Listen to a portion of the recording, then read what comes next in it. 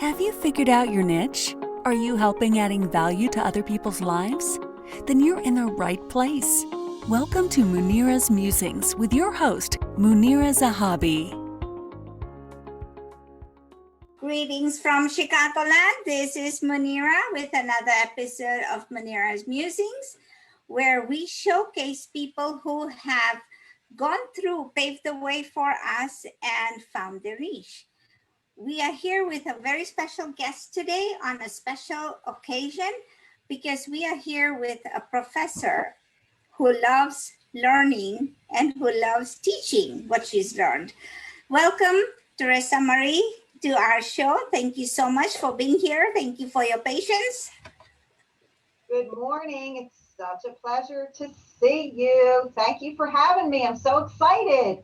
You are welcome, welcome. So thank you. You know, Munira's Musings is a show where we showcase people, but I am your niche navigator who helps people figure out and discover their niche, because if you're stuck in a business that you don't know where to take it to, we are the people to help you. But without further ado, let's talk to Theresa Marie. Theresa, tell us a little bit about yourself. Well, I am a psychotherapist. I am an educator. I teach at a local university here in Pennsylvania. I am also a licensed and certified executive coach, international speaker, and a leadership development trainer. I do corporate trainings as well as individual coaching sessions. So I'm pretty busy these days. So how do you wear so many hats?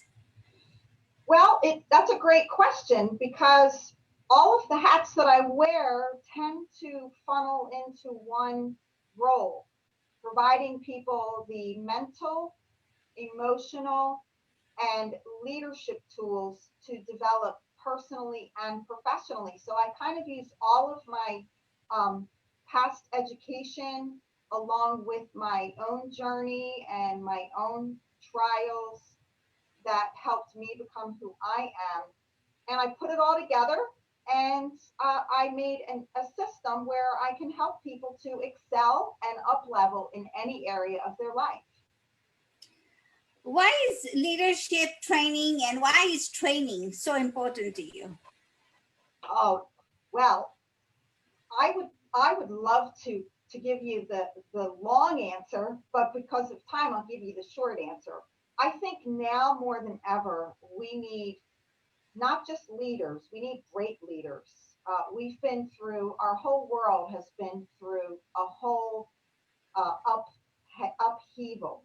COVID-19, people have been anxious, depressed, not working. Children are home all day now. Our lives have changed dramatically. So we need to have people who are leading their teams well. And we need to have people who influence. One of my mentors, John Maxwell, says that leadership is influence, nothing more, nothing less. And we are all influencers, whether you're a parent, whether you are a teacher, whether you lead a team, whether you own a business. We all influence people every day. So we are all in one way a leader, and we need to lead well coming through COVID-19, coming out of this pandemic. Leaders need to lead, and they need to lead well.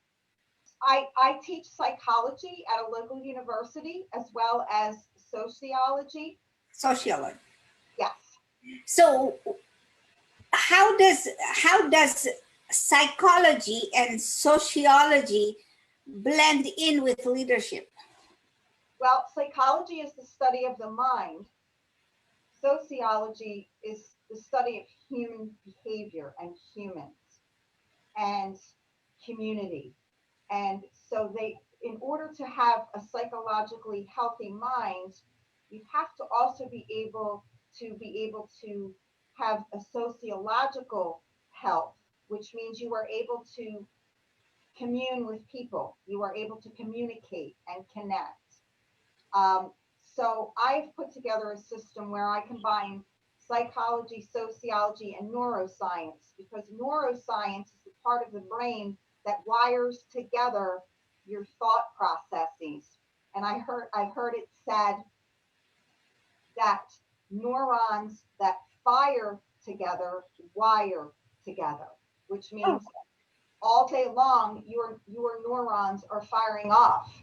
They're remembering things, they're downloading things, and over time they fuse together.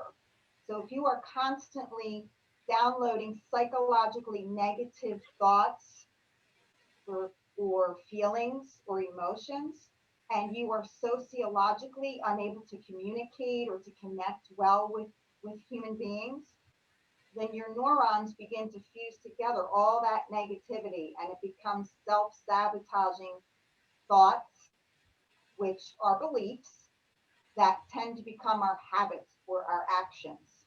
So I put those together and I've come up with a way to help people excel in their leadership.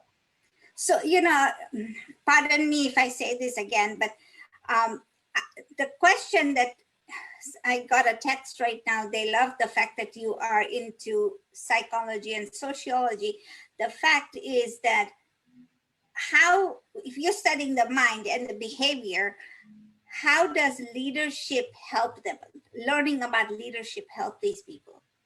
Well, there's two reasons. Because if you are a leader, you need to be mentally fit.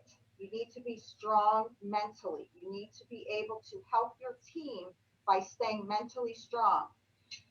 You also need to be able to communicate well as a leader. You need to help your team by being able to communicate with them and connect. If you don't connect with somebody, you're not going to communicate.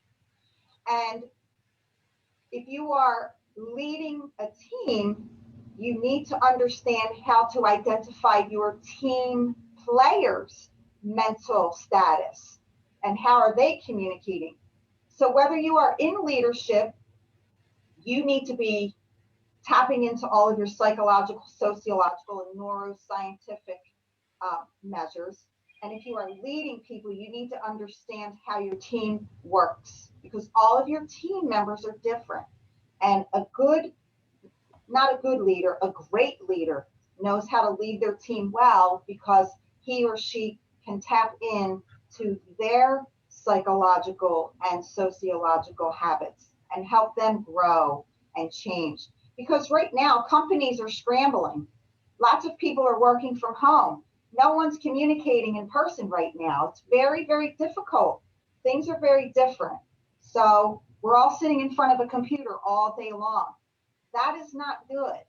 That is not being able to socialize. And sociology is all about socialization. That's a whole nother topic. It sounds very interesting.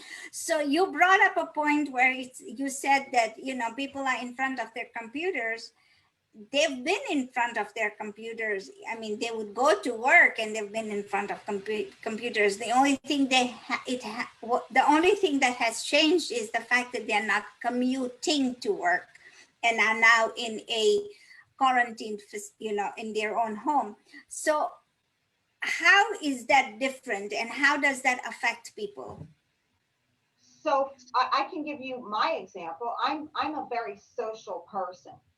Now, I wasn't always a very social person. Growing up, I was very shy. I came from a very loud, large Italian family. And growing up, going through school, I was very shy. I didn't like to speak up. And so for me, I had to learn to develop the ability to speak in public, to communicate well. So that's why I work very closely with coaches and mentors. But it's hard to believe that I was very shy. I know that. It's probably very difficult to believe that I had trouble speaking, but I did. Now I don't. So for me, socialization was the way that I kept my business running. Socializing, being out there, networking. With COVID-19, my clients are wanting to do virtual meetings. Companies weren't doing trainings. Networking events completely stopped. For me, it was very difficult. So learning all of this virtual stuff and doing everything virtually was very traumatic for me. And so what I'm seeing is now people, because we're not being face to face, well, we're starting to a little bit. But during the height of the pandemic, when we were socially um, stuck, we had to talk to people on the telephone or through a computer. That causes a huge dysfunction in our mental capacity because we start to get lonely, we get depressed, we get anxious, we start feeling as though we're not communicating with people. And human beings are very social creatures. We thrive on socializing, and we like to be around other people. That's how we grow. That's how we change. So that's what happened. I think now more than ever, children are at home on the computer. That's very different than it was a year ago. Children are not socializing with other children. Parents are trying to work from home, but they have to help their children with schoolwork. And so I believe we're on the other side of things now, but psychologically and sociologically, we have had such a traumatic experience as human beings. So then my question is, how then is a great leader or a good leader or a competent leader able to fix this sociological problem and psychological problem for people who are working at home? I mean, it's completely off your this thing, but it's up your alley where you talk to people, and we are now, people are, it's different views on different people, that during COVID-19, we are now going into a second phase, and we may have a second shutdown, lockdown phase. So how do then great leaders implement these strategies in leadership to help the people that work for them? Well, what I want to say is that I think people who are leading teams need to check in on their teams all the time. There needs to be connections and communications at all times. I believe that leaders should invest in their own personal development so that they can help their teams in personal and professional development. And I'm going to just give you one quick thing. I call it LOL. You know how you have LOL when you're texting someone, or your emojis, LOL? Laughing out loud or something? Yeah. So, okay. So my LOL is 3 things that a great leader does. They listen. A lot of times as leaders, we want to tell our teams what we got to do. We have to do this. We have to do that. Lots of leaders are very strong, independent, strong personalities. They're bottom line people. They want the job done. Just get the job done. That's leadership. But a great leader listens to the team. Listen as a parent. Listen to your children. The O is for observe. Leaders have to know what's going on with their team. Whether you're a teacher or a parent or you own a company, you have to observe. How are people looking? Are they looking tired? Are they looking unhappy? Are they looking angry? Are they looking depressed? You have to observe. That's the O. And then the L is love. You have to love your team. You have to love your business. You have to love your job, your company, because nobody else is going to love your team or your company or your business like you do, right? True. It's ours. It's our personal thing. So the LOL. That's my short tip for leaders and influence. Listen, observe, and love. No, that's an amazing acronym. Thank you so much for sharing that. So what do you see happening? I mean, this has become the new norm. We can't say we are going to go back to what we knew. Now we've come a long way. 8 months is a long way to pivot and to change, to repurpose our whole organization or anything. What do you So, and I know these are big organizations or small businesses with quite a few employees, but what do you say to people who are solopreneurs and they are struggling? How do they take the sociology part of it and the psychological part of it and blend it into leadership? That is a great question. My my my biggest takeaway for myself in all of this as an entrepreneur, because have I don't have a team of people working with me per se. I don't employ people. So I made it a point to stay connected.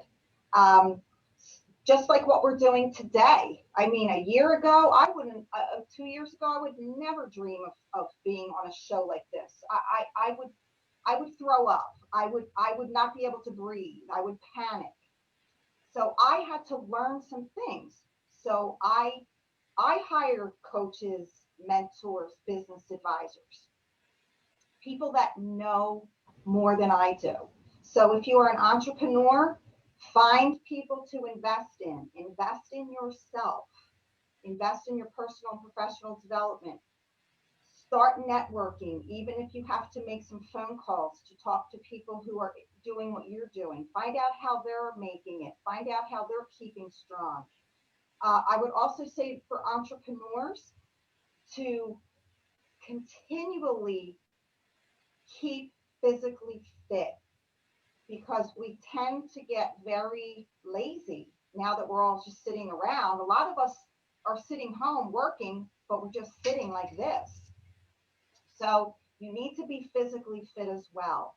Eat healthy. Um, Stop watching television.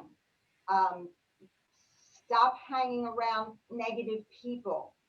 Start investing in quality people who are going to get you where you need to be, because soon we're going to be out of this. We're going to have some fresh air. I believe soon we will find some ways to get back to a new normal. So, and then thirdly, for entrepreneurs, my biggest piece of advice: don't give up. Don't quit, because every day I wake up and I say to myself, I don't know what today is going to bring. I have no idea. But I know that if my mindset is strong, I'm going to make today happen. I'm going to make today happen. Today is not going to happen to me. I'm going to make today happen. I hope that your listeners hear that. Just don't give up. No, thank you so much for those tips, because you know what you just outlined are the 5 points that Tony Robbins, he drives them home. What he says is, number one is feed the mind, feed the body, and feed the body not with food, but with exercise and capacity, where you are stretching your body to do wonderful things. Because if you don't have your health, there is no health, right? Number three, he says, find the role models that will, people who you can network with, people who can help you elevate, and then find people who are power to proximity, where you find people that you want to be like, or you want to be connected, that are higher than the role models, because you never know what those connections can take you. And right. The one is give, right? Give more than you can, or give something today, give something. So those 5 points I heard them recently on a summit, and I am using those every single day to take my life to the next step. But what you just said it in a different way are the same 5 points. Just said it in a different way, but it's the same thing. Oh, that's awesome. Maybe Tony and I should do a show together. You should. You should. But the thing is, what I believe is, you are a leader, right? You don't know who's watching you. First of all, your family is watching you first, then you have your kids watching you, then you have your close friends watching you. So whatever you do is being watched. And if you mirror something, and I always go back to the kitchen, is like if you mirror a recipe, you want to show it off. Same thing, if you read a book, you want to tell people. If you watch a movie, you want to tell people. But watch things that will empower you, right? And your tips are so amazing. So, and I like the fact that you said that in this time where entrepreneurs are very alone, they need to not give up. Just don't give up. Keep doing what you are doing. But I think what you're trying to also say is be consistent. Do you agree? I agree, and you bring up a great point. One of my mentors, Paul Martinelli, who was on your show the other day, he has been such a great inspiration to me. And what Paul consistently says for entrepreneurs is we're not solopreneurs, we're entrepreneurs. So we can't do everything by ourselves, can't do it alone. We shouldn't do it alone. So that's been very helpful to me. So as entrepreneurs, we all in one way or another are entrepreneurs. All leaders have that entrepreneurial spirit. You want to produce things. You want to bring your ideas to life. So we can't do it alone. And the other thing I want to say is, I didn't get to where I am today overnight. A lot of people, I love the stories. Oh, I was an overnight success. Oh, I woke up one day and I was just a success. That's not true. It might feel like, oh, one day your life just all came together. But I can tell you that for me, Munira, it took a very long time. It took lots of failing. It took lots of loss. It took lots of challenges, setbacks. And I wanted to know why I was having these same challenges. And I realized over years that many of my clients, my patients, were also having some of the same challenges that I had seen in myself earlier. And I wanted to know why. Do you know why? It's mindset. Mindset is key. And mindset shift is the answer that I came up with. And so in order to be resilient and bounce back and come through challenges, you got to go through them. And you have to go through them with a different mindset shift. So that's I just wanted to lay that out. It took me many years of learning and developing and growing, and growth is inevitable, right? We have to grow. Yes. Plants So grow, people grow. Okay, so no, but some people, some cultures, they have this mind. I don't know if I want to call it mindset now that I heard Paul Martinelli said that it's just a mind where the neurons go into your brain, and then the set is what you've decided to mold and make it like a jello, right? It's a mold, and you've set it, and it's okay. So it's we may have to come up with a different word, but not today. So, but my question then is, for people and cultures who say, I don't want to learn anything, I've done my time, or I'm retired, I've done my time, I don't want to do anything. What do you tell people like that? I mean, they're okay, they're not entrepreneurs, they're not in business, but what do you tell those people who have now potentially become stagnant, not feeding the mind? well, I wouldn't tell them anything unless they're coming to me or asking for the opportunity to grow. I wouldn't tell somebody that they're stagnant or they need to grow. That's a personal choice. That is something that a person has to come up with that all by themselves. And it's okay. If a person feels as though they are where they want to be, and they feel as though that's it for them and they're okay, then it's okay. All right. So stay out of other people's business is what you say. Very nice words. Well, yeah, I've learned some lessons over the years. If somebody doesn't want to hear your point of view, it's not a good idea to share it. okay. Okay, awesome. So tell us, Theresa, where people can find you. So people can find me. I'm on Facebook, Glen Mills Coaching and Consulting. You can find me at Professor Theresa Marie Agostinelli. And I wanted to quickly, if I may, just share about Worldwide Success Academy, as you know, because one thing that I've learned through all of these challenges and adversity, well, I've learned 5 things, which I've put into a little bit of a teaching. 5 advantages of adversity, and one of them is adversity brings people together to produce ideas. And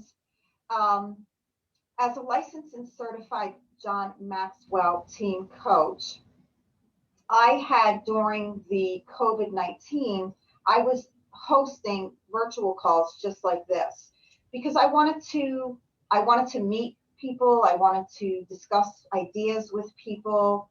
So I had from our local area, the greater Philadelphia area and a little bit beyond, I had some Saturday Zoom calls, and a few of us regularly met and then continued to regularly meet. So 2 other colleagues of mine, we decided to come up with an opportunity for people to have personal and professional development online courses. And so our goal is to help people stay professionally and personally fit and growing. So we decided to come up with the Worldwide Success Academy. As you know, you are now part of our faculty. And woohoo! And so we are bringing on ambassadors and faculty, people who love to teach. If you have a course or a passion about a specific topic that you want the world to know about, you can bring that onto our site and put the course on, and you get paid for your course, of course. And so what we wanted to do is we wanted to help people to eliminate poverty and to eradicate illiteracy. So we're working with 13 countries now, and we're very excited about that. So, Dr. Foss and Professor Terry and myself, I'm the vice president of the company and one of the co-founders. So people can look for us at Worldwide Success Academy. So we're very excited about that because we're online and we will be going on site. We will be traveling to different countries to do leadership trainings. We've already been invited to quite a few countries to come and bring some trainings on personal and professional development. So we're very excited about that. Hopefully, probably next year, I think. But right now, because of COVID-19, we are very excited to be able to bring people online courses and trainings and membership to have access to our resources and our faculty. So it's very exciting. Worldwide Success Academy. Awesome. This is good news, right? So people, if you are interested, first of all, if you have a course, go ahead and connect with Dr. Theresa. And if you have, a urge to learn something, then connect with her as well and see, let's take this to a new level because you don't know who needs it, right? Right. Yeah. Thank you so much. Munira, it's a whole new world, and it's so exciting because now you really can be and have and do anything you want to because everything's wide open. So if you are an entrepreneur, if you are a business owner, if you are a parent, a teacher, now is the time to bring your creative ideas to life and go for it. Nobody else is going to do it for you. Do it yourself. No, this is awesome. Thank you so much for sharing this on my show. I'm sure the listeners are listening and they will take action. And we are hoping that if you have a course to come on and to see what you can do, how we can impact on one platform, people of different cultures and different, beliefs, I guess. So let's do that. And thank you so much, Dr. Theresa. You are you are always welcome on a show. We'll pick up another topic on mindset and have a discussion on that one day. We will. I will be so delighted. And thank you for having me. I also want to just commend you on your journey and the way you have empowered women, and you are helping people find their niche. So now's a good time for people to find their niche. And you've done an outstanding job on your Munira's Musings. So thanks for having me. Thank you. Thank you so much. And have a good day, everybody. Bye, everybody. On Monday with a new guest and a new solution to somebody's problem. Let's meet again. If you like this, please go ahead, like, share, and subscribe to our channel. We will talk to you. Thank you for listening to this Bye. episode of Munira's Musings with your host, Munira Zahabi. If you enjoyed our show, please share and subscribe to this channel. And for more content, please join our Facebook group.